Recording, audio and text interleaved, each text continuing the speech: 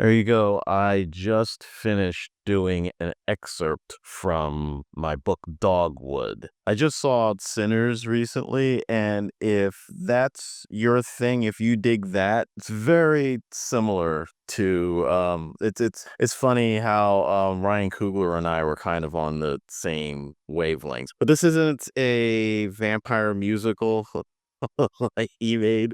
This is a supernatural thriller. This murder mystery takes place in the 1960s, led by two FBI agents. One of them is a white passing black FBI agent sent into this town of Dogwood to investigate a murder. This is as much of a sundown town slash clan country as you can get. And what starts off as a conventional murder mystery turns into something completely different. This scene right here, this is an excerpt from chapter 13 in the book. This is a scene where one of the agents, named John Williams, is invited out to a lunch with Dogwood Sheriff Bill Thompson.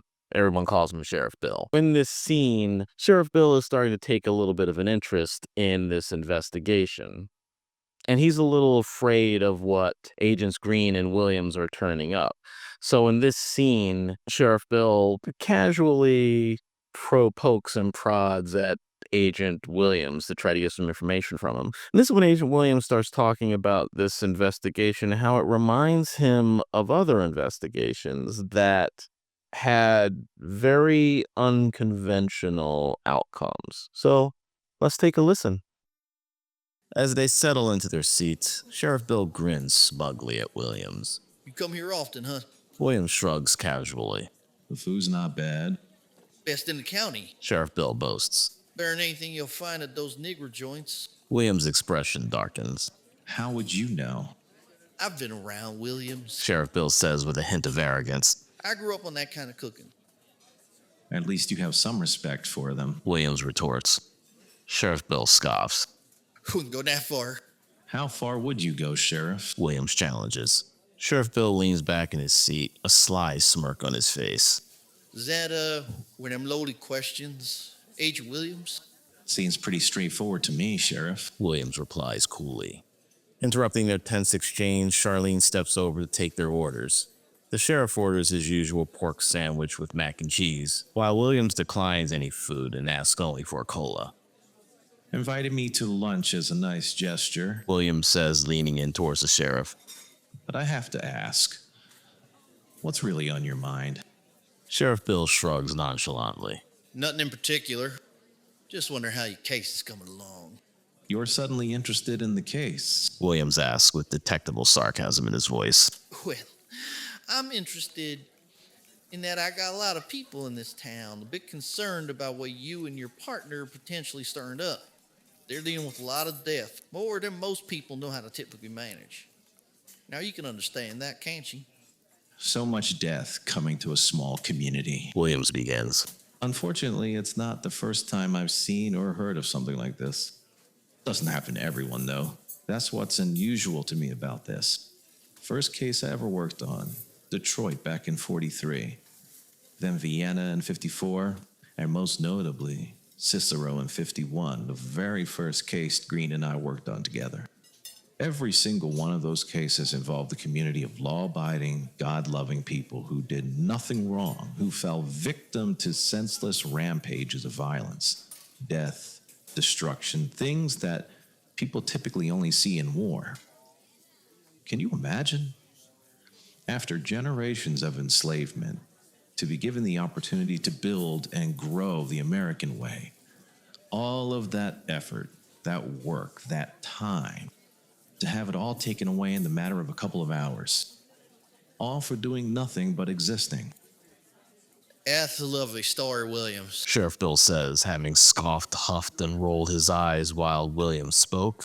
But I have real people here with real concerns.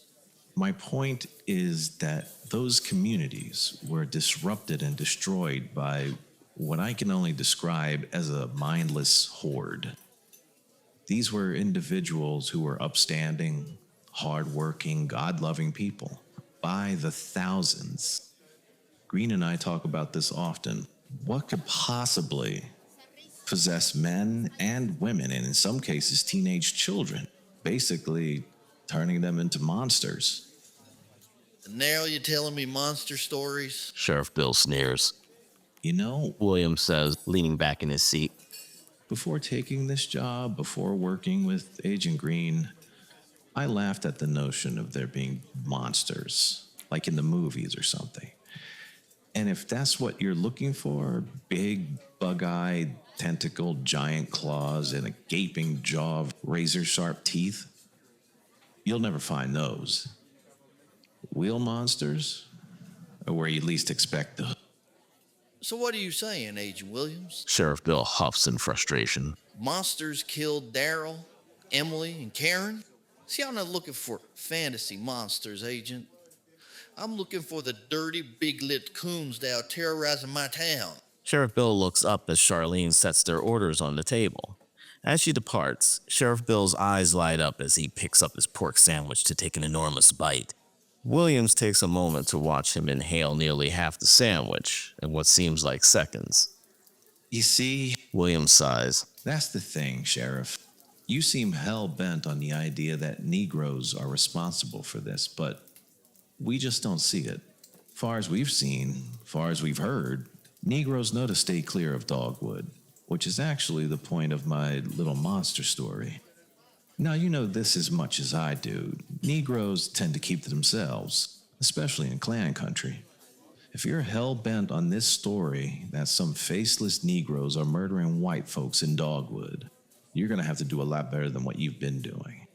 You have a series of murders, no reliable witness testimony, and no suspects.